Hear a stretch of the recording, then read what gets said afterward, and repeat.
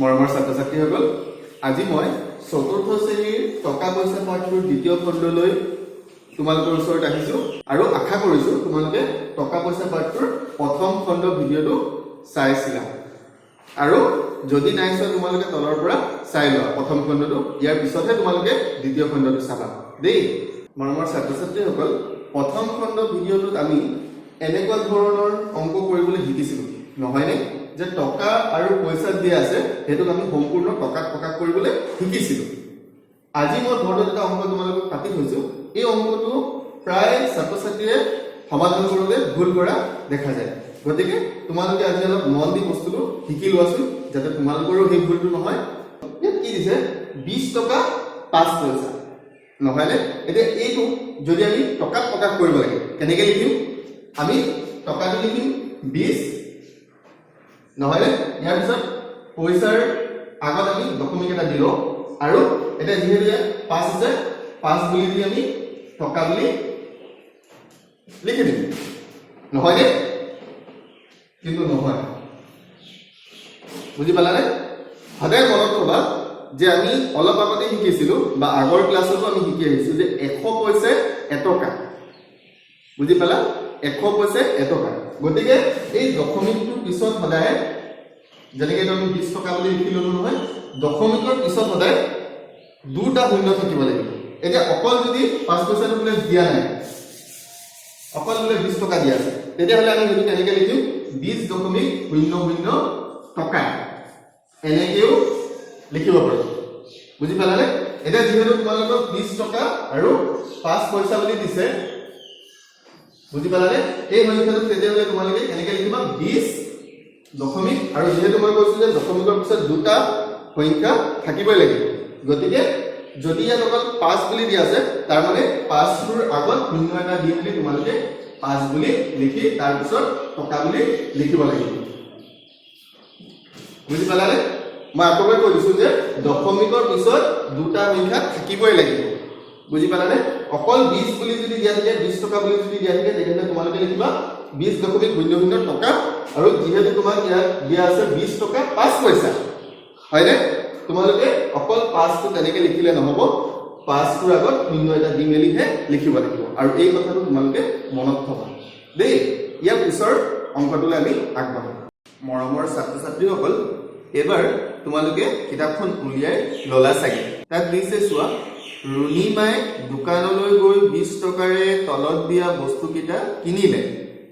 মুঠ খৰচ কিমান হ'ল আৰু কিমান ঘূৰি আহিল হিচাপ কৰোঁ আহা। এবাৰ আমি বৰ্ডলৈ চাওঁ আহাচোন। ছাত্ৰ ছাত্ৰীসকল, তোমালোকে মন কৰা, ৰুণীমাই পেঞ্চিল এডাল কিনিছিলে কেইটকা 5.00 টকা, ৰবৰ এটুকুৰা কিনিছিল কেইটকা 2.00 টকা, আৰু এটা কি কিনিছিল আঠাৰ বটল এটা কিনিছিল, সেইটো হৈ গ'ল 10.00 টকা। ইয়াত আমি মন কৰিবলগীয়া কথাটো হ'ল দশমিক দশমিক আৰু দশমিক,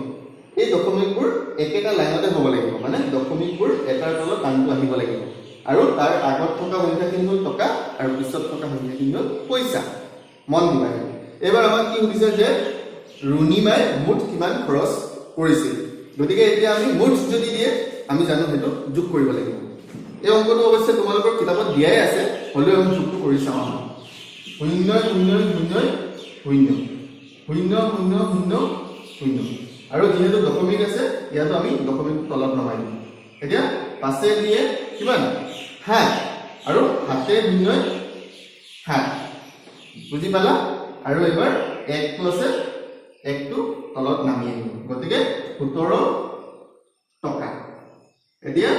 ৰুণীমাই কিমান টকা খৰচ কৰিলে 17 টকা। আকৌ প্ৰশ্নটোত আমাক কি দিছিলে যে ৰুণীমাই হাতত 20 টকা লৈ গৈছিলে। এতিয়া ৰুণীমাই যদি দোকানলৈ গৈ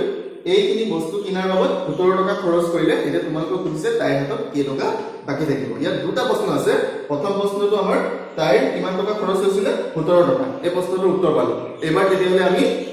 তাইৰ হাতত এতিয়া কিমান টকা বাকী আছে সেইটো উত্তৰ পাই যাম। সেইটো আমি কেনেকৈ কৰিম চাওঁ আহাচোন। ছাত্ৰ ছাত্ৰীসকল, এবাৰ ৰুণীমাইৰ হাতত কেইটকা বাকী থাকে সেইটো উলিয়াবলৈ হ'লে আমি কি কৰিব লাগিব, তাইৰ হাতত কেইটকা আছিল সেইটো জানিব লাগিব, আৰু তাইৰ মুঠ কিমান খৰচ হৈছিল সেইটো জানিব লাগিব। তাইৰ হাতত তাত তোমালোকৰ কিতাপৰ প্ৰশ্নটো দিয়া আছে, তাইৰ হাতত আছিল 20 টকা। 20 টকাত আমি কেনেকৈ লিখিম 20 মানে 20.00 টকা খৰচটো আমাৰ কিমান আছিল 17 টকা নহয় গতিকে আমি খৰচ আছিল 17 টকাটো 20 টকাৰ পৰা বিয়োগ কৰিম আহাচোন কেনেকৈ কৰো 0 পৰা 0 গলে 0 0 পৰা 0 গলে 0 এবাৰ দশমিকটো নামি আহিব 0 পৰা 7 যাব নেকি নেযায় গতিকে আমি কি কৰিব লাগিব ইয়াৰ পৰা এক এটা ধাৰ কৰিব লাগিব আৰু এক এটা ধাৰ কৰিলে ইয়াত 0টো আছে গতিকে যাব 10 10ৰ পৰা 7 গলে কিমান 3 ইয়াত এতিয়া কিমান থাকিব 1 2 আছিল 2 ৰ পৰা আমি এক এটা লৈ গলো ইয়াত থাকিব 1 গতিকে 1ৰ পৰা যদি 1 বিয়োগ হয় ইয়াত থাকিব 0 তাৰ মানে ৰুণিমাৰ হাতত কেই টকা বাকি থাকিলে 3 টকা এই অংকটো তোমালোকৰ কিতাপত দিয়াই আছে ইয়াৰ পিছৰ আৰু এটা অংক আমি চাই লওঁ আহাচোন এবাৰ আমি 1 নম্বৰ সমস্যাটোলৈ মন কৰো আহাচোন ইয়াত কি দিছে ফাতেমাই 50 টকাৰ এটা আইসক্ৰীম 20 টকাৰ এটা চিপছ লৈ দোকানীক 100 টকা দিলে দোকানীয়ে তাইক কিমান টকা ঘূৰাই দিব এবাৰ তোমালোকে বৰ্ডলৈ মন কৰাচোন ছাত্ৰ-ছাত্ৰীসকল ফাতেমাই আইসক্ৰীম কিনোতে কেই টকা দিছিলে 50.00 টকা তাৰ মানে 50 টকা বুলি দিয়া আছে তোমালোকৰ কিতাপত 50 টকাটো আমি 50.00 বুলি টকা লিখিব পাৰিম চিপছ কিনোতে কেই টকা দিছিলে 20 টকা আৰু এই 20 টকাটো আমি 20.00 টকা বুলি দিব পাৰিম এতিয়া তাই মুঠ খৰচ কিমান টকা হৈছিল আমি 50 টকা আৰু 20 টকাটো যোগ কৰিলে যিমান হ'ব সিমান টকা আহাচোন যোগ কৰি দিও যোগটো আমি বাওঁফালৰ পৰা কৰিছো সোঁফালৰ পৰা গতিকে 0.00 দশমিকটো নামি আহিব 0.00 পাছে দিয়ে 7 তাৰ মানে ফাতেমাৰ আইসক্ৰীম আৰু চিপছ কিনোতে 70 টকা হ'ল এবাৰ তাতে তোমালোকক প্ৰশ্নটো সুধিছে যে দোকানীক তাই 100 টকা দিছিলে তাৰ মানে দোকানীয়ে তাইক কেই টকা ঘূৰাই দিব 70 টকাটো ৰাখি তাইক কিবা এটা পইচা ঘূৰাই দিব আৰু কেই টকা হেতু চাই লওঁ আমাৰ ছাত্ৰ-ছাত্ৰীসকল ইয়াত মন কৰা দোকানীক তাই কেই টকা দিছিলে 100 টকা আৰু তাইৰ খৰচ কিমান হৈছিলে 70 টকা এতিয়া আমি দোকানীক যিমান দিছিলে তাইৰ খৰচ কিমান আছিল হেতু আমি বিয়োগ কৰি দিব লাগিব গতিকে আমি 70 টো তাত কেনেকৈ লিখিম মই তোমালোকক কোৱা মনত আছেনে যে আমি দশমিকটোৰ তলত দশমিকটো দিব লাগিব তাৰমানে ইয়াত দশমিকটো ক'ত আছে বাৰু দেখিছানে গতিকে আমি ইয়াত দশমিকটো দি লম ইয়াৰ পিছত আমি পিছত 0 আৰু ইয়াত আগত 0 এটা ভাগ এটা তাৰমানে 70 বুজি পালানে এবাৰ আমি 100 টকাৰ পৰা 70 টকাটো বিয়োগ কৰিলে যিমান হ'ব তাৰ মানে তাই দোকানীয়ে যিমান টকা ঘূৰাই দিছে আহাচোন বিয়োগটো কৰিলো 0 ৰ পৰা 0 গলে 0 0 ৰ পৰা 0 গলে 0 এবাৰ দশমিকটো দিবা ইয়াৰ পিছত 0 ৰ পৰা 0 গলে কিমান 0 আকৌ 0 ৰ পৰা 7 যাব নেকি নেযায় তাৰ মানে আমি ইয়াৰ আগৰ পৰা এক এটা লৈ আহিব লাগিব গতিকে এক আনিলে 10 হৈ যাব বুজি পালানে এবাৰ 10 ৰ পৰা 7 যাবনে যাব কিমান হ'ব 3 ইয়াৰ আগত কিবা আছে ন এক আছিল আমি একটো ধাৰ কৰিছিলো গতিকে একো নাই ইয়াত 3 × 30 টকা আৰু এইটো দোকানীয়ে তাই ঘূৰাই দিব গতিকে দোকানীয়ে ঘূৰাব কিমান টকা 30.00 টকা বুজি পালানে ইয়াৰ পিছৰ প্ৰশ্নকিটা তোমালোকে মোক হোমৱৰ্ক হিচাপে কৰি মেলি দেখাবা একেটা নিয়মতে কৰিব লাগিব মৰমৰ ছাত্ৰ-ছাত্ৰীসকল এবাৰ তোমালোকে 50 নম্বৰ পৃষ্ঠাটো উলিয়াই লোৱাছো তাত এটা ছবি দিয়া আছে দেখিছানে আৰু তাত ওপৰত লিখিছে বজাৰত নৰেনৰ খৰচ নৰেনে লোহা প্লাষ্টিক ভঙা টিন ইত্যাদি পেলনীয়া বস্তু সংগ্ৰহ কৰি এনে বস্তু জমা লোৱা দোকানত দি 500 টকা পালে এতিয়া তেও এই 500 টকাৰে ঘৰৰ বাবে খোৱা বস্তু আৰু লৰা ছোৱালীৰ বাবে কলম পেন্সিল আদি কিনিলে তেও কি কি বস্তু কিমান দামত কিনিলে চাও আহা ইয়াতে দুখন লিষ্ট দিছে মন কৰাচোন ছাত্ৰ-ছাত্ৰীসকল এখন লিষ্টত লিখা আছে ঘৰৰ বাবে আনখন লিষ্টত লিখা আছে লৰা ছোৱালীৰ বাবে এতিয়া ঘৰৰ বাবে কি কি বস্তু কিনিছিল আৰু হেতু কিমান টকা বস্তু আৰু খৰচ তেনেকৈ তালিকা দিছে তালিকাখন চাই লোৱা আৰু শেষত মুঠ খৰচটো দিছে দেখিছানে আৰু লৰা ছোৱালীৰ বাবে কিনা বস্তুবোৰৰ নাম আৰু খৰচ দিছে আৰু শেষত মুঠ খৰচ কিমান হৈছে তোমালোকে দেখিছা নিশ্চয় ইয়াৰ পিছত কি বুলি কৈছে নৰেনৰ খোৱা বস্তু কিনাৰ বাবদ মুঠ খৰচ হ'ল কিমান টকা সেই প্ৰথম লিষ্টখনলৈ চোৱা 157 টকা নহয়নে ইয়াৰ পিছত বহি পেন্সিল আদি কিনাৰ বাবদ কিমান টকা খৰচ হ'ল 160 টকা নহয়নে এতিয়া সৰ্বমুঠ খৰচ কিমান হ'ল হেতু তোমালোকক যোগ কৰি দেখাইছে আৰু যেটো 317 টকা বুলি আমি দেখিবলৈ পাইছো নহয়নে নৰেনৰ হাতত কি টকা আছিল বাৰু 500 টকা আৰু তেওঁৰ খৰচ কিমান হ'ল মুঠ খৰচ 317 টকা এতিয়া তোমালোকক খুদিছে বাকি কিমান টকা থাকিলে আৰু হেতু আমি খালি ঠাইটো লিখিব লাগিব গতিকে এই সমস্যাটোৰ সমাধান আমি এতিয়া বোৰ্ডত সমাধান কৰিম তোমালোকে মন কৰিবা দেই নৰেনৰ হাতত আছিল তাৰ মানে নৰেনে এই ভঙা টেঙা প্লাষ্টিকবোৰ বিক্ৰী কৰি কিমান টকা পাইছিলে 500 টকা নহয়নে আমি লিখিছো 500.00 টকা হয় না আৰু নৰেনে বস্তু বাহিনী কিনিছিলে নহয় জানো তাৰ ঘৰৰ কাৰণে আৰু ল'ৰা ছোৱালীৰ বহি কিতাপৰ কাৰণে খৰচ কৰিছিলে মুঠ 317 টকা এতিয়া এই 500 টকাটোৰ পৰা 317 টকাটো বিয়োগ কৰি দিলে আমাৰ তেওঁৰ হাতত এতিয়া বাকি কিমান টকা থাকিলে হেতু উলাই পৰিব আহাচোন বিয়োগ কৰো শূন্যৰ পৰা শূন্য গলে কিমান বাৰু শূন্য নহয়নে আকৌ শূন্যৰ পৰা শূন্য বিয়োগ কৰিলে শূন্য এবাৰ শূন্যৰ পৰা ভাগটো যাবনে নাযাব নেযাব নহয়নে গতিকে আমি আগৰ পৰা এক এটা আনিব লাগিব যেহেতু ইয়াত এক নাই আমি ইয়াৰ পৰা এক এটা আনিব লাগিব এক আনিলে ইয়াত হ'ব 10 আৰু ইয়াৰ পৰা আনিলে ইয়াত হ'ব কিমান 10 হৈ যাব কিন্তু ইয়াত এক এটা কমি যাব 9 হৈ যাব বুজি পালানে গতিকে 10 ৰ পৰা 5 গলে কিমান 3 ইয়াত থাকিলে কিমান 10 আছিল যেহেতু কিন্তু এক এটা আমি আগলৈ লৈ গলো গতিকে থাকিব 9 9 ৰ পৰা 1 গলে কিমান 8 আৰু এবাৰ ইয়াত 5 আছিল কিন্তু আমি এক এটা লৈ গৈছো মনত আছে নে গতিকে 4 4 ৰ পৰা 3 গলে 1 এটা বিয়োগ কৰাৰ পিছত আমাৰ নৰেনৰ হাতত কি টকা বাকি থাকি হেতু উলাই পৰিলে কিমান টকা বাৰু হেতু চোৱাচোন 183.00 টকা তাৰ মানে 183 টকা নৰেনৰ হাতত বাকি থাকিল এবাৰ আমি ইয়াৰ পিছৰ যোগ অংকবোৰ চাওঁ ছাত্ৰ ছাত্ৰীসকল তোমালোকে কিতাপখনলৈ মন কৰাচোন তাত চোৱা যোগ কৰো অহা বুলি দিয়া আছে নে তাৰ ক নম্বৰ প্ৰশ্নটোৰ উত্তৰ তোমালোকৰ কিতাপতে দিয়া আছে গতিকে মই ক নম্বৰ প্ৰশ্নটো তোমালোকক সমাধান কৰি দেখুৱাম আৰু তোমালোকে জানাই হলেও এবাৰ মন দি চাবা দেই আমি প্ৰথমতে টকাটো যোগ কৰিব লাগিব পইচাটো যোগ কৰিব লাগিব ভেৰি গুড পইচাটো কৰিব লাগিব নহয় নে গতিকে আমি সোঁফালৰ পৰা কৰিম 0 0 0 2 পাছে কিমান 7 গতিকে এইটো হ'ল 70 কি বাৰু এই পইচাটো ওপৰৰ পৰা নামি আহিব পইচা নেক্সট আকৌ এবাৰ আমি টকাটো লিয়াব 0 হাতে কিমান 7 আৰু 2 2 4 এইটো হৈ যাব টকা গতিকে আমাৰ উত্তৰ কিমান 47 টকা 70 পইচা ইয়াৰ পিছৰ অংকটো চোৱাৰ আগতে তোমালোকে গ আৰু ঘ নম্বৰ প্ৰশ্নটোৰ সমাধান একেই কৰি লোৱা ইয়াৰ পিছত মই প্ৰথম ছ নম্বৰটো কৰি দিম দেই মৰমৰ ছাত্ৰ ছাত্ৰীসকল তোমালোকৰ কিতাপত 9 নম্বৰ প্ৰশ্নটোৰ উত্তৰ সমাধান কৰি দিয়া আছে নহয় নে হেইটোৰ নিচিনাকৈ মই আৰু এটা অংক তোমালোকক কৰি দেখুৱাম তোমালোকে মন দিবা প্ৰথম ছ নম্বৰটো চোৱা ইয়াত 42.24 টকা বুলি দিছে আৰু তলত দিছে যোগ 7.50 টকা আৰু দশমিকটোৰ তলত দশমিকটো আছে মন কৰিছানে বাৰু এবাৰ আমি একই নিয়ম যোগত আমি সদায় সোঁফালৰ পৰা কৰি আহিব লাগিব গতিকে 4 0 4 2 পাছে কিমান 7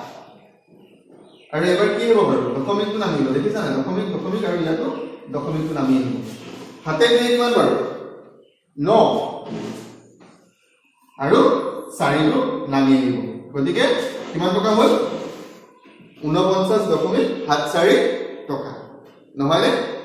ভেৰি গুড এবাৰ ভিডিঅ'টো পজ কৰি ইয়াৰ পিছৰ অংককেইটা সমাধান এতিয়াই কৰি পেলোৱাচোন মৰমৰ ছাত্ৰ ছাত্ৰীসকল তোমালোকে ইতিমধ্যে টকাৰ যোগবোৰ সমাধান কৰিবলৈ শিকিলা নহয়নে এইবাৰ আমি টকাৰ বিয়োগটো শিকি লওঁ আহাচোন ক নম্বৰ প্ৰশ্নটো যেহেতু তোমালোকক কিতাপত সমাধান কৰিয়ে দিছে মই খ নম্বৰ সমাধানটো তোমালোকক দেখুৱাই দিম তোমালোকে মন কৰিবা একেই কথা আমি যোগ হোক বা বিয়োগ হোক আমি প্ৰথমতে সোঁফালৰ পৰা কৰি আহিব লাগিব গতিকে যোগফালে আমাৰ পইচাটো থাকে গতিকে আমি পইচাটো বিয়োগ কৰিম তাৰপিছত টকাটো বিয়োগ কৰিম দেই 5 ৰ পৰা 0 গলে কিমান বাৰু 5 ভেৰি গুড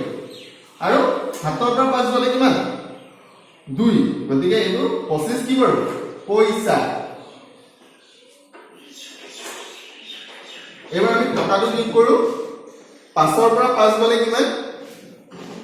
0 হয় না 7 ৰ পৰা 1 গলে কিমান 6 আৰু 1 টো তলত নামি দিব গতিকে 160 টকা আৰু 25 পইচা হ'ব আমাৰ উত্তৰ ইয়াৰ পিছৰ গ আৰু ঘ নম্বৰ বিয়োগটো তোমালোকে ভিডিওটো পজ কৰি এতিয়াই সমাধান কৰি দিবা মৰমৰ ছাত্ৰ-ছাত্ৰীসকল ইয়াৰ পিছৰ পৃষ্ঠাটোত চোৱা 9 নম্বৰ বিয়োগটো তোমালোকক কিতাপতে সমাধানটো কৰি দিছে এবাৰ আমি প্ৰথম 6 নম্বৰ বিয়োগটোলৈ মন কৰাছো ইয়াত আমাক কি দিছে 375.65 টকা আৰু এইটোৰ পৰা আমি 25.50 টকাটো বিয়োগ কৰিব লাগিছে নহয় নে একেটাই নিয়ম মুঠতে তোমালোকে মনত থবা দুফালৰ পৰা কৰি আহিবা 5 ৰ পৰা 0 গলে 5 6 ৰ পৰা 5 গলে কিমান 1 দশমিকটো তলত নামি আহিব 5 ৰ পৰা 5 গলে 0 7 ৰ পৰা 2 গলে 5 আৰু 3 টো তললৈ নামি আহিব গতিকে আমাৰ উত্তৰটো কিমান হ'ব 350.15 টকা ইয়াৰ পিছত থকা 4টা বিয়োগ তোমালোকে সমাধান কৰি পেলাবা দেই আৰু হেতু তোমালোকে মোক হোমৱৰ্ক হিচাপে কৰি WhatsApp-ত দিব পাৰিবা মৰমৰ ছাত্ৰ-ছাত্ৰীসকল এবাৰ তোমালোকে পিছৰ সমস্যাটোলৈ মন কৰাচোন তাত কি দিছে বাৰু গীতালীয়ে মাকৰ লগত ঘৰৰ বাবে বস্তু কিনিবলৈ জিল মিল ষ্টৰলৈ গ'ল মাকে লগত নিছিল 700 টকা তেও কি বস্তু কি দামত আৰু কি পৰিমাণত কিনিলে চাও আহা এবাৰ তোমালোকে তালিকাখনলৈ মন কৰা ইয়াত মাকে কি সামগ্ৰী কিনিছিল কিমান পৰিমাণৰ কিনিছিল কিমান হাৰত কিনিছিল আৰু মুঠ মূল্য কিমান টকা হৈছিল আৰু সৰ্বমুঠ কিমান টকা খৰচ হৈছিল হেতু তোমালোকৰ তালিকাখনত আমি লিখিব লাগিব হিসাব কৰি নহয় নে এতিয়া চোৱা প্ৰথম আমাৰ চাউলৰ হিসাবটো তলত দিছে কিতাপতে সমাধান কৰি দিছে এতিয়া প্ৰথমতে চোৱা প্ৰথম যোনটো চাউলৰ হিসাবটো আমাৰ কিতাপত দি দিছে তাৰ মানে মুঠ মূল্য 120 টকা কেনেকৈ হ'ল তলত সমাধান কৰি দিছে চাউল কিনিলে 4 কিলোগ্ৰাম নহয় নে 1 কিলোগ্ৰাম চাউলৰ দাম আমাৰ 30 টকা বুলি দিছে গতিকে 4 কিলোগ্ৰাম চাউলৰ দাম হ'ল 30 পূৰণ 4 তাৰ মানে 4 কিলোগ্ৰাম কিনিছিলে যে 1 কিলোগ্ৰামৰ দাম 30 টকা দিয়ে গতিকে 30 পূৰণ 4 সমান কিমান বাৰু 120 টকা আৰু হেতু তোমালোকৰ তালিকাখনত দেখিলে দেখিছানে এবাৰ পিছৰ সমস্যাটোলৈ মন কৰা পিছৰ সমস্যাটো তোমালোকক দিছে মসুৰ দাইল কিনিলে 2 কিলোগ্ৰাম এটা কিতাপত দিছে 1 কিলোগ্ৰাম মসুৰ দাইলৰ দাম খালি ঠাই দিছে দেখিছানে গতিকে 2 কিলোগ্ৰাম মসুৰ দাইলৰ দাম কিমান হ'ব ছাত্ৰ-ছাত্ৰীসকল এই সমস্যাটোৰ সমাধান আমি বৰ্ডত কৰিম তোমালোকে মন দিবা দেই ইয়াত কি দিছে 1 কিলোগ্ৰাম মসুৰ দাইলৰ দাম কিমান আছে বাৰু তালিকাখনত চোৱাচোন তালিকাখনত দি আছে 1 কিলোগ্ৰাম মসুৰ দাইলৰ দাম 70 টকা গতিকে 2 কিলোগ্ৰাম মসুৰ দাইলৰ দাম কিমান হ'ব আমি 70 ৰ লগত 2 টো পূৰণ কৰি দিব লাগিব আৰু যিমান হ'ব কিমান টকা 2 কিলোগ্ৰাম মসুৰ দাইলৰ দাম হ'ব আৰু তোমালোকে যদি ইয়াত মুখ্যমুখি হিসাব কৰিব নাজানে তোমালোকে তলত পাতি মেলিও কৰিব পাৰিব 70 পূৰণ 2 শূন্য গুণ কিমান বাৰু শূন্য 7 গুণ কিমান 14 গতিকে 140 টকা আৰু এই সংখ্যাটো তোমালোকে তালিকাখনৰ ডাইলৰ সিধা সিধি মূল্যৰ ঘৰটো তোমালোকৰ খালি ঠাইটোত লিখি দিবা 140 টকা ইয়াৰ পিছৰ আৰু এটা অংক আমি সমাধান কৰিলো আৰু পিছৰ অংককেইটা তোমালোকে তেনেকৈ সমাধান কৰিবা আৰু এই মুঠ মূল্যটো তোমালোকে তালিকাখনত লিখি সৰ্বমুঠ কিমান টকা খৰচ হ'ল হেতু উলিয়াই লবা দেই আৰু হেতু তোমালোকে মোক দেখাব লাগিব আহাচোন আৰু এটা অংক আমি চাই লওঁ মৰমৰ ছাত্ৰ-ছাত্ৰীসকল ইয়াৰ পিছৰটো আমাৰ চেনিৰ হিচাপটো ওলাব লাগিব 1 কিলোগ্ৰাম চেনিৰ দাম কিমান দি আছে তালিকাখনত মন কৰাচোন 40 টকা হয়নে হয় এতিয়া আমাক সুধিছে যে গতিকে 2 কিলোগ্ৰাম চেনিৰ দাম কিমান হ'ব গতিকে আমি 40 ৰ লগত কি পূৰণ কৰিব লাগিব বাৰু 2 কিলো চেনি গতিকে আমি 2 ৰে পূৰণ কৰি দিলে কিমান পাম বাৰু 40 গুণ কিমান যদি নাজানো তোমালোকে তলত পাতি মেলি কৰিবা দেই 2 শূন্য গুণ 0 আৰু 2 4 গুণ 8 গতিকে 2 কিলোগ্ৰাম চেনিৰ দাম হ'ব 80 টকা আৰু এই 80 টকাটো তোমালোকে এই তালিকাখনত লিখি ল'বা বুজি পালানে আৰু ইয়াৰ পিছৰ তিনিটা সমাধান মই তোমালোকক হোমৱৰ্ক হিচাপে দিলো সেইবোৰ কৰি